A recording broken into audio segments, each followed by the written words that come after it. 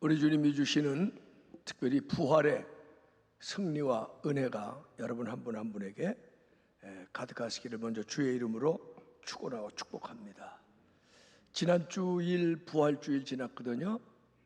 그럼 우리에게 부활신앙의 승리라든지 부활의 은혜를 우리가 누리고 있다는 그런 기쁨이 얼굴로 나타나야 되는데, 모르겠어요. 제가 오늘 예배 들어오시는 분들 이렇게 표정을 보니까 별로 안 기쁜 것 같아요. 저분들한테 혹시 부활이 실종돼 버리지 않았나 그런 생각하면서, 이 표정 관리도 중요한 것 같더라고요. 지난주에는 우리 집에 꽃이 너무 잘 펴가지고 저희 집사람 동영상을 찍어가지고 미국에 있는 이제 아들한테 보내겠다고 이제 찍어갔어요. 내가 동영상을 찍는 줄 모르고 제가 이렇게 쑥 나왔는데 제 얼굴이 나왔는데, 제가 봐도 못 보겠어, 긴장해가지고. 그랬더니 미국의 아들에서 당장 답이 왔는데, 꽃은 너무 예쁜데 아버지 얼굴이 문제네요.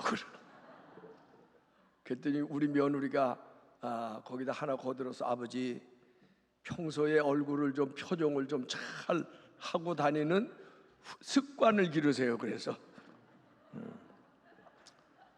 근데 저만 그런 줄 알았더니 여러분도 거의 영락없이 똑같은 수준인 것 같아요. 좀 우리는 부활의 기쁨을 가진 사람이잖아요. 그러니까 좀 표정도 좀 밝게 하고 희망에 넘치는 그런 얼굴 모습하고 그러고 다니시면 참 좋을 것 같아요. 세상에는 정말 좋은 사람, 좋은 환경 만나지 못해서 가슴 아프며 살아가는 사람들이 의외로 많이 있는 것 같아요. 그래서 저는 이걸 뒤집어서 좋은 사람 만나는 것 축복입니다. 좋은 환경 만나는 것도 축복입니다. 제가 자녀들 놓고 기도하는 어머니들이 기도 많이 하는데, 우리 아들들 잘 되게 해달라, 공부 잘하게 해달라, 진학 꼭 하게 해달라, 이런 기도들에 많이 몰두하시는데, 그건 단편적인 기도예요. 오히려 장기적으로 기도하면 우리 아들, 딸들을 위해서 항상 좋은 만남을 위해서 기도하는 게 좋습니다. 군대 갔을 때 좋은 사람 만나는 게 그 아들에게 어떤 영향을 줄지, 학교 가서 좋은 친구나 좋은 선생님을 만나는 게 그 자녀의 앞길에 어떤 영향을 줄지 여러분 아시잖아요. 그래서 이사할 때 좋은 만남, 새로운 학교를 갔을 때 좋은 만남, 진급했을 때 좋은 만남, 혹은 취직했을 때 그곳에서 직장에서의 좋은 만남, 군대 갔을 때 혹은 가정을 이루었을 때, 이런 만남들이 우리의 일생의 행복과 불행을 좌우하는 거예요. 근데 이렇게 좋은 만남 중에 정말로 두말할 것 없이 좋은 만남이 있는데 주님과 만나는 거예요. 할렐루야. 그래서 여러분 이미 오래전에 주님을 만났는데, 오래전에 만난 주님이 과거 완료로 끝나면 안 되고요, 오늘도 주님을 만나셔야 돼요. 부활의 주님은 오늘도 만나시기를 주님의 이름으로 축원합니다. 부활의 주님을 새롭게 경험하시기를 주님의 이름으로 축원합니다. 특별히 저는 불꽃교회를 그렇게 생각하는데, 좋은 교회 만나는 것도 신앙생활하는 사람에게 제일 중요한 거예요. 여러분 이제는 불꽃교회를 통해서 좋으신 하나님 만나고 좋은 사랑이 넘치는 교인들을 만나는 것으로 끝나지 말고, 여러분이 불꽃교회를 좋은 교회, 만남의 복을 받는 교회가 되도록 여러분이 책임의식을 느끼고 기도도 하고 그런 교회를 만들어가는 그런 노력들도 여러분의 몫이라는 사실을 기억하시기를 주님의 이름으로 축원합니다. 오늘 우리가 부활 얘기를 많이 해요. 지난 주일 부활주일이었어요. 그런데 우리의 모습은, 우리의 표정은, 우리의 삶은 부활의 믿음으로 어떻게 보면 좀 붕 떠 있어야 되는데 너무 차분해, 너무 젖어 있어. 그래서 오늘은 말씀의 제목이 부활의 믿음으로 산다는 것은 무엇입니까? 그런 말씀을 나눠요. 부활의 믿음으로, 여러분 다 부활의 믿음을 가지고 있잖아요. 제일 먼저 우리가 함께 생각할 것은, 부활을 알지만 말고 믿는 믿음, 확고한 믿음을 가지십시오. 그 얘기를 여러분하고 함께 하고 싶어요. 우리가 흔히 말하면 예수님의 부활이 2000년 전에 예수님의 부활로 머물러 있지 말고 머리로 예수님 부활하셨어요 인식하는 그런 믿음 말고 그 부활이 나의 부활이 되고, 할렐루야, 예수님의 부활이 확고하게 믿어져서 우리의 삶에도, 내 인생의 오늘에도, 내 인생의 미래에도 예수님의 부활은 나타나고 역사하고 있다고 하는 것을 확고하게 믿는 저와 여러분이 되시기를 주님의 이름으로 축원합니다. 그래서 오늘 요한복음 11장에 나타나 있는 마르다, 마리아, 나사로의 이야기를 가지고 함께 이 문제를 좀 생각해 보려고 해요. 마르다, 마리아, 나사로가 당시에 몇 살이었는지 성경은 정확하게 알려주고 있지는 않아요. 그런데 마르다도 마리아도 아직 시집을 안 갔고 나사로도 아직 장가를 안 간 거로 보면 20대일 가능성이 많아요. 그런데 부모님은 나타나지 않습니다. 마르다가 제일 큰 누나, 큰 언니며 가장이었던 것 같아요. 근데 그 마르다, 마리아가 3남매가 청년 시절에 부모님은 언제 떠나셨는지 모르는데 그래도 서로 의지하고 살아가는데 어느 날 나사로에게 병이 들었어요. 그러더니 죽습니다. 근데 이들은 이미 예수님을 이전부터 만나고 알던 사람들인데 그래서 예수님에게 기별을 놓았어요. 왜? 예수님은 그때 병든 자를 많이 고치셨군요. 문둥병자도 고치시고요, 뭐 여러 가지 각종 질병을 많이 고치셨고 바람과 바다도 풍랑도 잔잔하게 하신 그런 기적을 나타내셨던 분이거든요. 그래서 전가를 보냈어요. 나사로가 지금 병들어 죽어가고 있습니다. 빨리 오셔서 좀 고쳐주세요. 그랬더니 성경에 나타난 대로 보면 예수님이요, 그 전가를 받고 왠지 모르지만 일부러 머뭇거리며 며칠을 보내셨어요. 그러더니 며칠 만에 예수님이 우리의 친구 나사로에게 가자. 그러니까 제자들이 아이고 선생님, 병들었다고 소식 왔을 때 바로 갔었어야지 지금쯤 벌써 죽었습니다.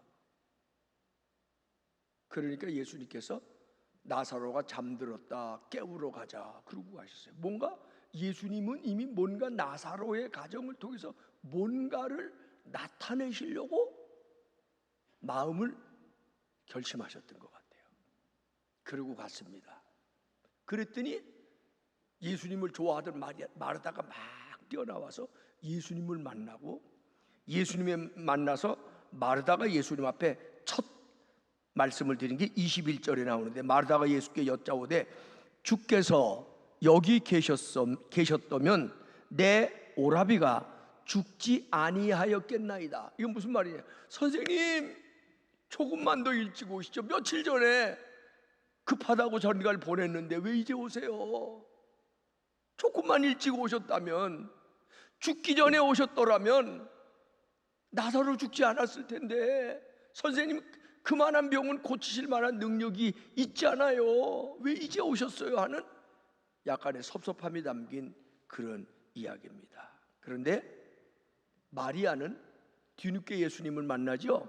근데 마리아도 똑같은 마음이었어요. 32절에 보니까 마리아가 예수 계신 곳에 와서 보이고 그 발 앞에 엎드려 가로되 주께서 여기 계셨더라면 내 오라비가 죽지 아니하였겠나이다 하더라.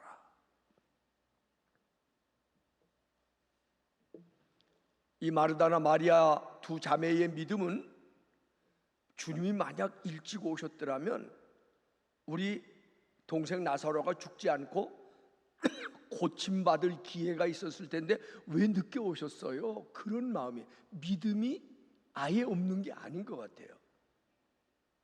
그리고는 그 다음에 22절에 보면 마르다가 재밌는 얘기를 합니다. 그러나 나는 이제라도 주께서 무엇이든지 하나님께 구하는 것을 하나님이 주실 줄 아나이다. 자, 요 구절까지를 생각할 때 마르다는 믿음이 있었어요, 없었어요? 믿음이 있었을 거라고 우리가 쉽게 생각할 수 있는데 착각입니다.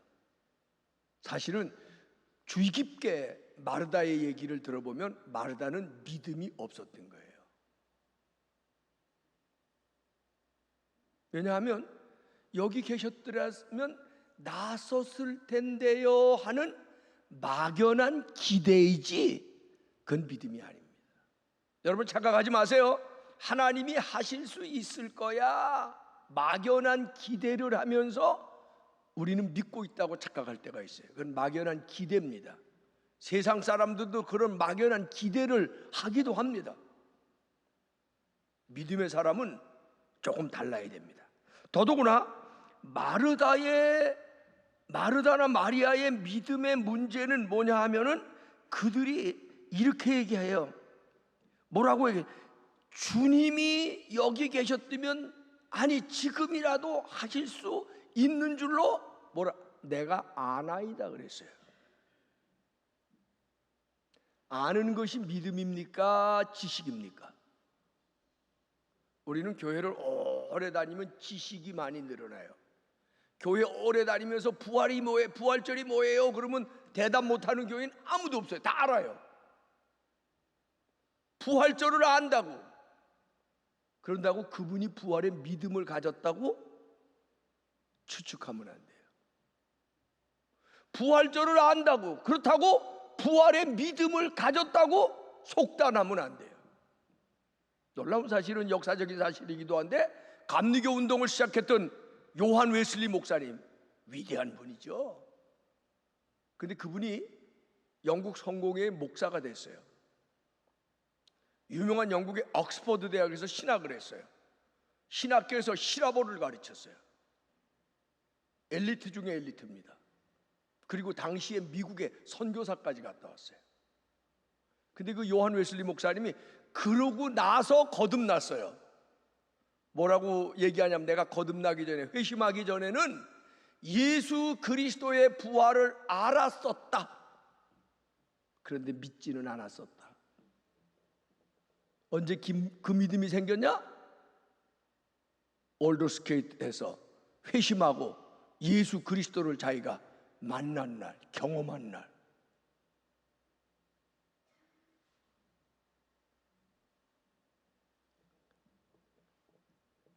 마르다 마리아는 계속해서 예수님에게 예수님이 지금이라도 무엇인가 하실 수 있을 줄로 제가 압니다.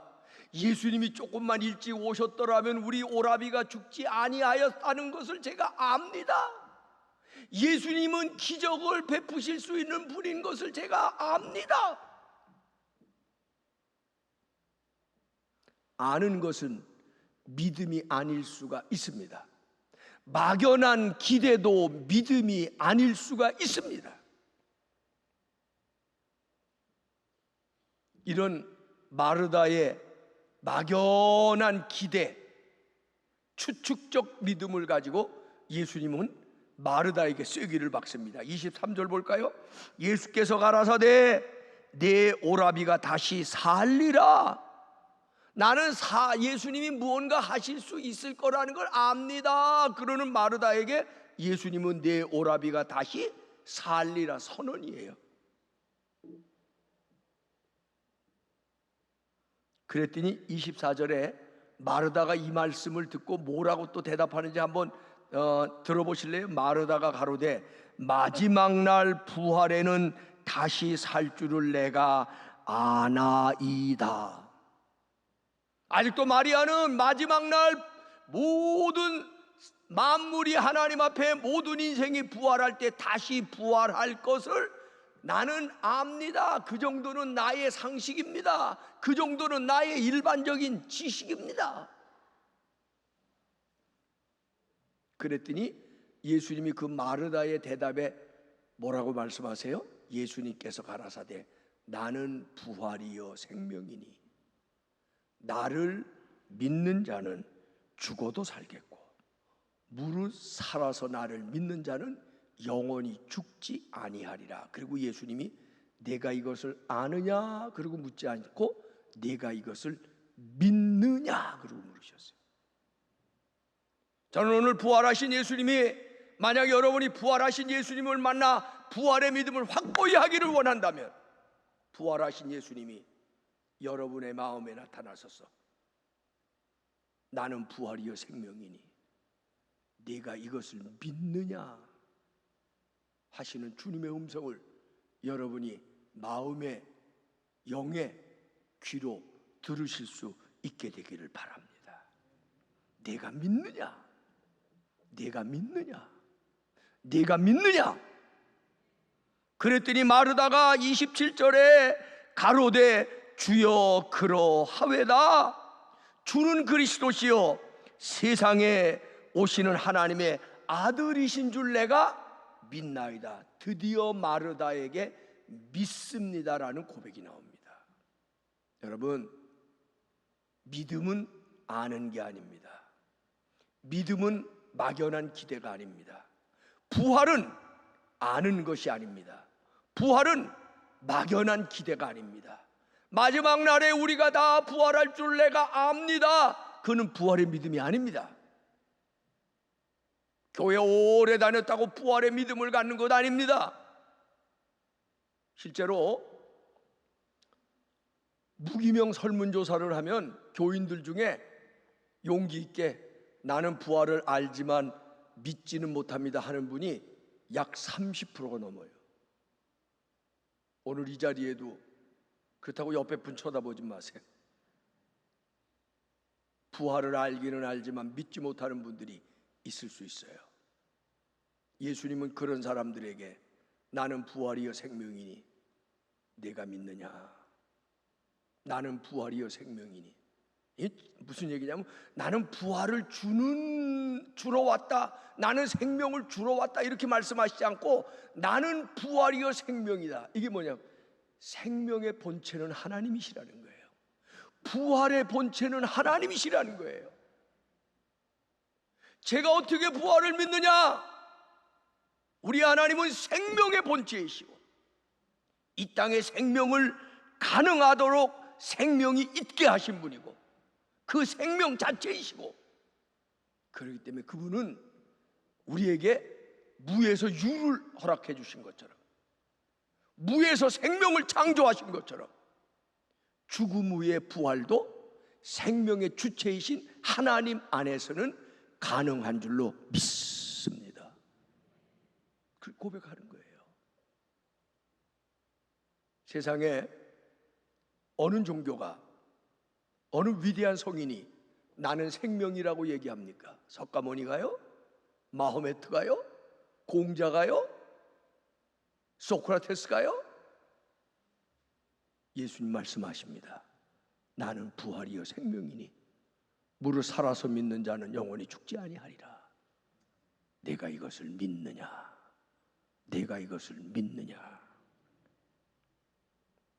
부활이란, 부활을 믿는 자는 죽어도 사는 것이고요, 살아서 믿으면 영원히 죽지 않는 영생을 받는 것이에요. 주님은 부활이십니다.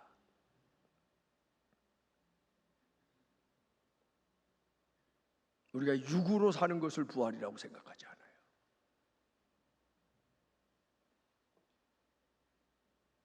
드디어 27절에 마르다가 제가 믿습니다. 주여 그러하외다. 요즘 우리로 말하면 아멘. 제가 믿습니다. 제가 믿습니다. 사랑하는 여러분, 여러분의 믿음도 아는 믿음에서 믿는 믿음으로 업그레이드 되시기를 바랍니다. 여러분의 믿음이 이성적 믿음에서 결단의 믿음으로 변화될 수 있기를 바랍니다. 여러분의 믿음이 아는 믿음, 이성적 믿음, 지식적 믿음이 아니라 예수 그리스도의 부활이 나의 부활이라고 하는 본질적 믿음의 결단으로 여러분의 믿음이 새로워지고 변화되기를 주님의 이름으로 축원합니다. 저는 이걸 이루어서 확고한 부활 신앙을 갖는 것이다. 그래서 부활의 신앙으로 산다는 것은 먼저 확고한 부활 신앙을 내가 경험하고 고백하고 결단하는 것이에요. 거기서부터 이제 확고한 부활신앙으로 산다는 것은 어떤 것인지. 두 번째로, 확고한 부활신앙을 가진 사람은 우리의 삶 속에서, 생활 속에서 부활과 생명의 역사가 나타남을 믿기 때문에 희망, 기쁨, 그리고 행복으로 살아가야만 합니다. 좀 길죠? 제가 지난 주일 부활주일 새벽기도에 말씀을 하면서 그런 얘기를 했어요. 미국이나 영국 쪽에서는 부활절이 되면 이 사람들이 해피 이스터 그래요. 행복한 부활절. 그리고 성탄절은 메리 크리스마스. 성탄절에 해피 크리스마스 뭐 그래서 틀리는 건 없는데 대부분 성탄절은 메리 크리스마스예요. 부활절은 메리 이스터 그런 사람들도 있겠지만 거의 99%가 해피 이스터예요. 저는 저 나름대로 이렇게 해석해요. 예수님의 부활은 우리의 삶을 행복하게 만들어주는 것이다. 예수님의 부활은 우리의 삶을 희망으로 만들어주는 것이다. 아멘.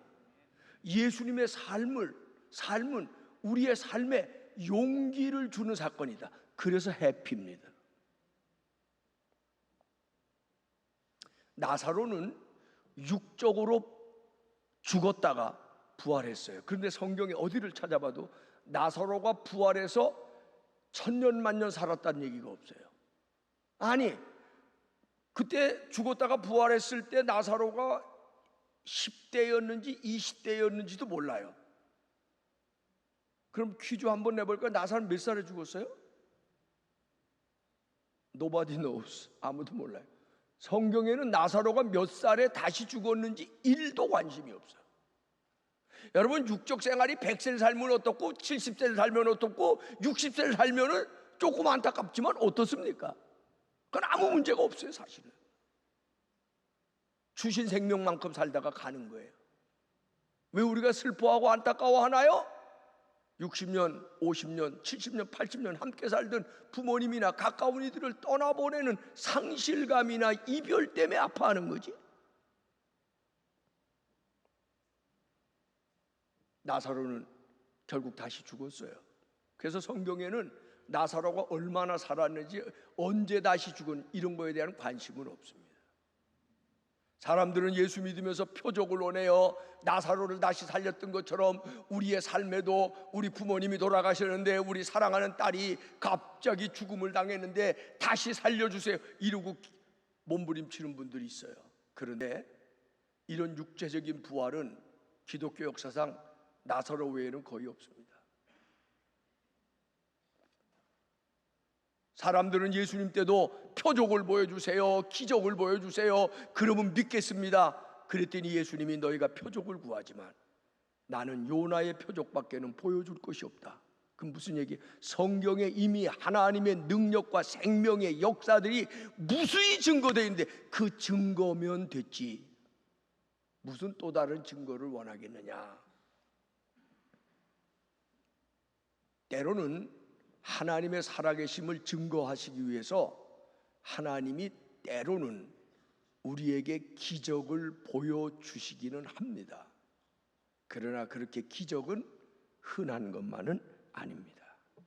근데 중요한 것은요, 나사로가 다시 살았어요. 얼마나 더 오래 살았는지는 안 나와요. 그런데 이거는 우리가 건강한 추측을 할 수 있어요. 그때부터 나사로는 행복하게 살았을까요? 불행하게 살았을까요?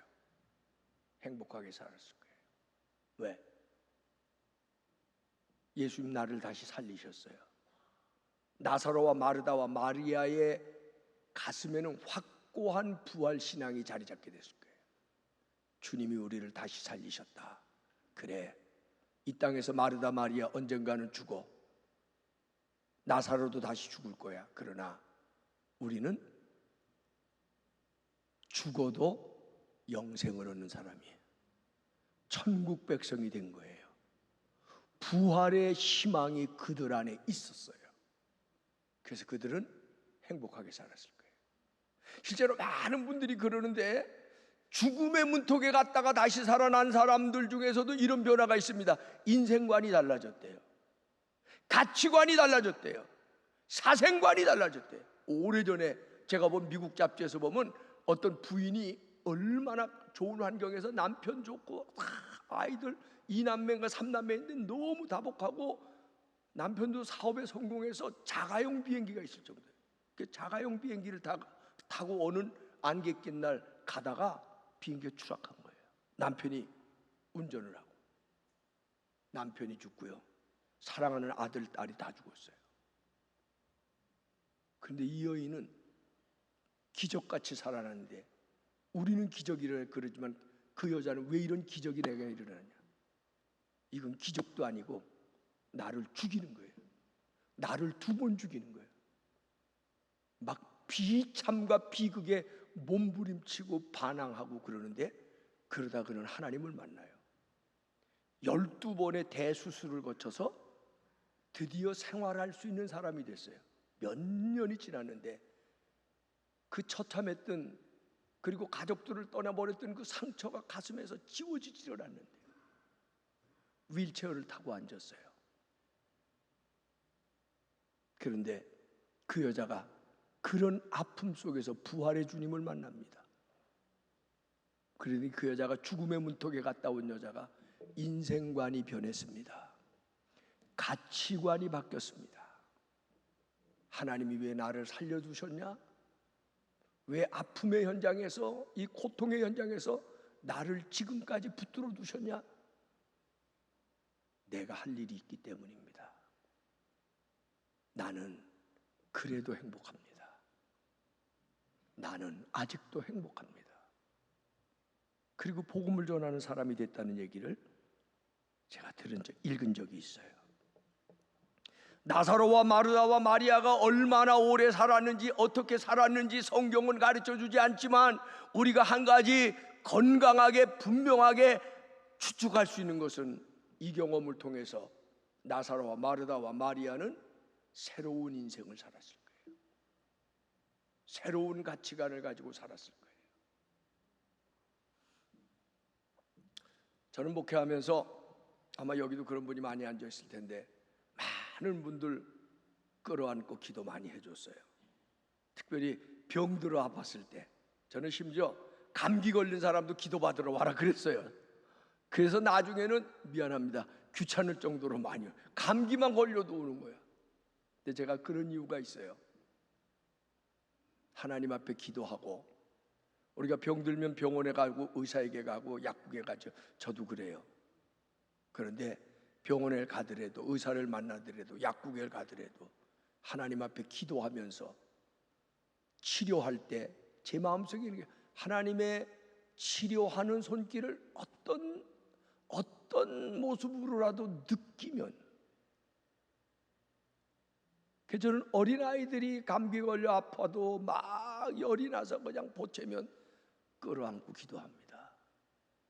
주님의 손길을 이 아이가 가슴 속에 느낄 수 있게 해주세요.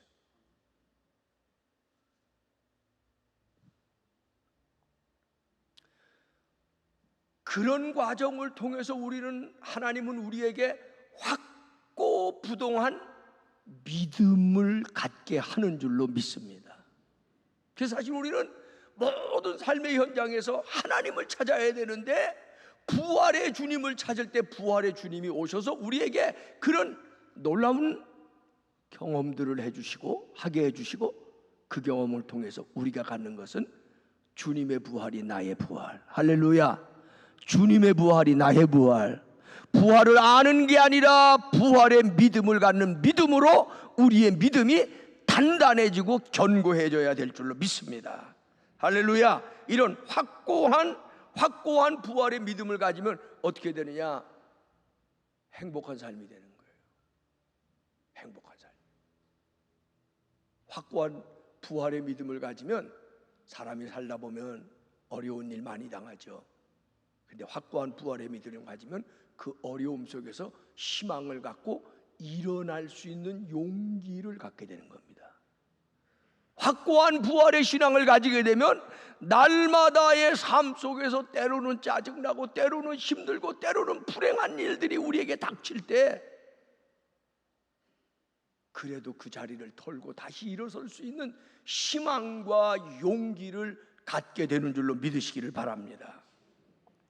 전쟁과 평화라든지 부활이라든지 안나 카레니나와 같은 아주 위대한 작품을 남긴 유명한 톨스토이 아시죠? 위대한 작가로 알려져 있어요. 근데 이 톨스토이의 인생을 보면 정말 파란만장해요.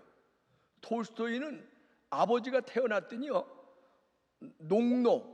농사를 짓는데 농사를 짓는 일꾼 하인들이 1000명인 집에서 태어났어요. 놀라지도 않으시네. 옛날이라지만 농노가 1000명인 집에 농주의 아들로 태어난 거야.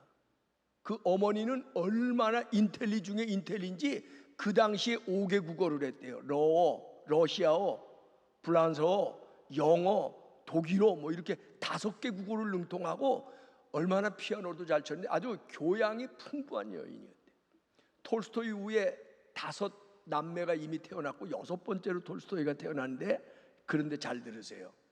톨스토이가 1년 6개월 됐을 때, 그러니까 만 1살 반, 2살이 지나지 않아서 어머니가 세상을 떠났어요.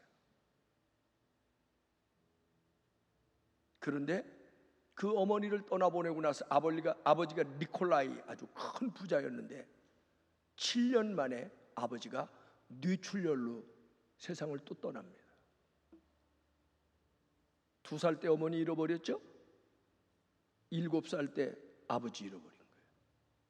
그 아버지를 떠나보내고 나서 톨스토이를 사랑해주는 친할머니, 그러니까 아들을 떠나보낸 어머니가 갑자기 아들이 뇌출혈로 세상을 떠난 걸 보고 충격을 받아 시름시름 앓더니 6개월 만에 할머니 떠나가셨어요. 톨스토이의 유년기가 행복해요, 불행해요? 어려서부터 죽음, 이별, 이런 공포 속에 사는 거예요. 그 옛날인데도 대학 시험을 봤는데 낙방을 했어요. 이것도 낙방 해본 분만 알아요. 아픔이 얼마나 있어요. 그래서 홧김에 에라 모르겠다 자포자기하는 마음으로 전쟁이 한창이든 군대에 지원을 해요. 요즘 전쟁이 일어나고 있죠, 우크라이나에. 바로 거기입니다. 크림 전쟁에 참여를 했는데 옆에 있는 전우들이 죽어가는 거예요. 젊어서 20대에 그런 경험을 또 엄청나게 합니다. 그냥 이 톨스토이의 마음속에는 인생이 뭐냐, 죽음이 뭐냐, 부활은 과연 있냐, 이런 고뇌 속에서 하나님 앞에 씨름하고 성경을 파고들고 그러다가 그는 부활의 주님을 만났습니다. 그래서 나온 위대한 작품이 부활이에요. 전쟁과 평화예요. 그러니까 톨스토이의 작품 속에서는 톨스토이가 어렸을 때부터 품고 고뇌하고 씨름하던 인간의 문제, 죽음의 문제, 부활의 문제, 인간관계의 문제, 인간들에게서 배신당하는 아픔의 문제, 사랑하는 사람들이 떠나는 이런 얘기들이 고스란히 실려 있기 때문에 사람들이 톨스토이의 작품을 귀중하게 얘기하는 거예요. 그의 머리에는 늘 죽음이라는 주제가 떠나지 않았지만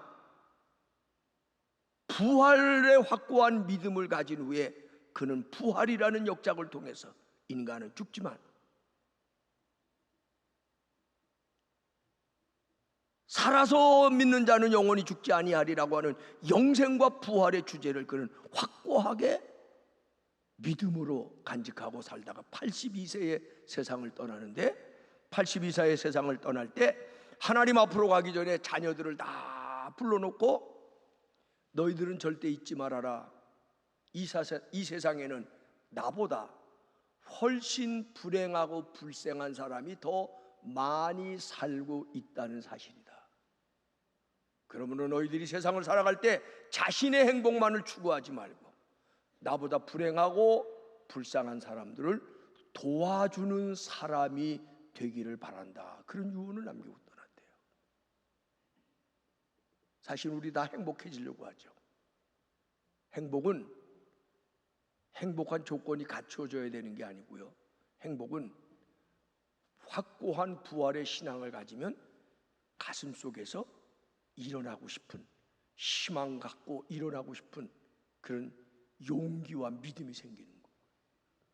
여러분 정말 행복해지고 싶으면 나 자신의 행복을 위해서 몸부림치지 말고 나보다 약한 사람, 나보다 불행한 사람, 나보다 불쌍한 사람들을 향해서 손을 펴치는 사람이 될 때 여러분의 존재의 의미가 더 아름답고 행복해질 수 있다는 거죠. 살다 보면 어려운 일 많습니다. 불행하게 느낄 때도 있고요. 요즘 여기 앉아 있지만 저하고 같이 사는 우리 집 누군지 아시죠?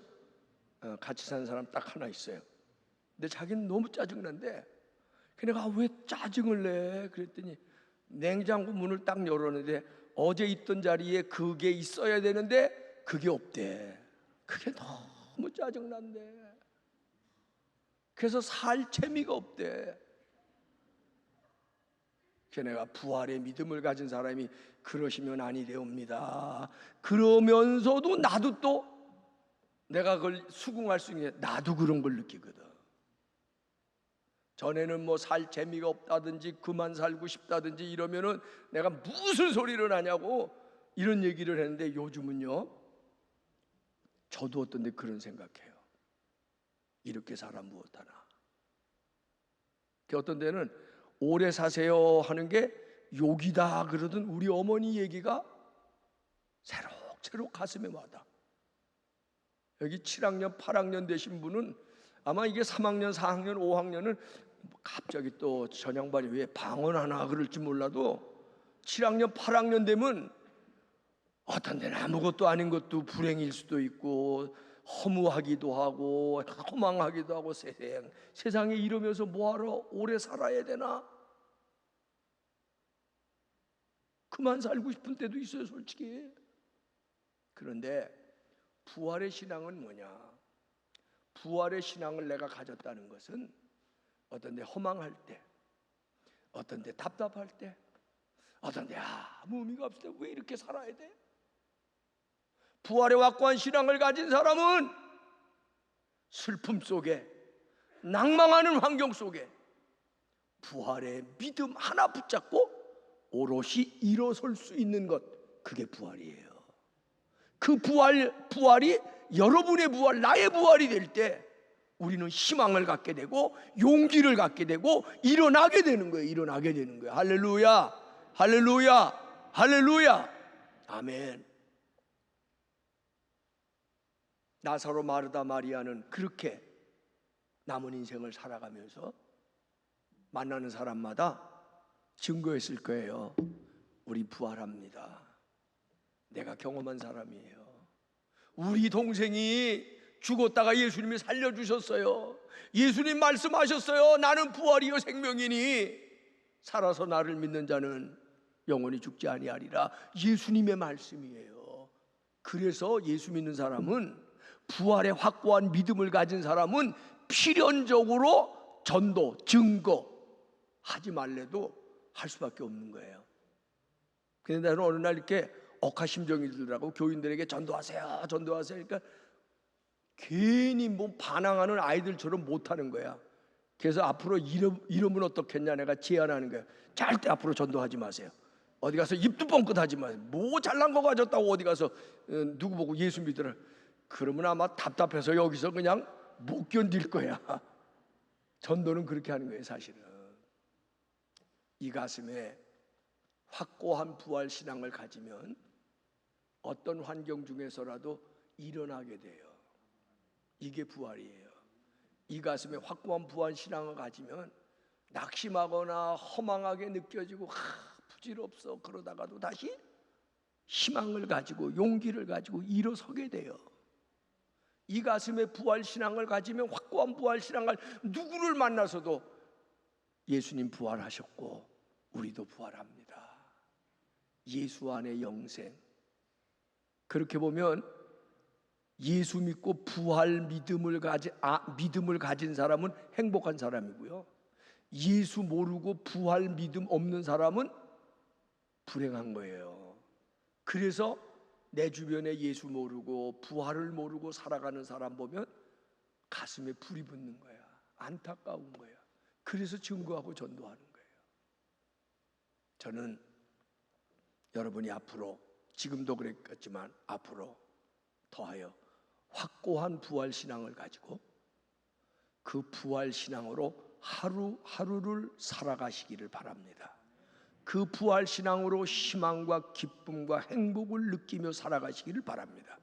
그 부활신앙을 아직도 모르는 우리 주변에게 부활신앙을 확고하게 증거해 주면서 살아가시기를 바랍니다. 예수님의 부활이 나의 부활, 여러분의 부활이 되시기를 주님의 이름으로 축원하고 축복합니다.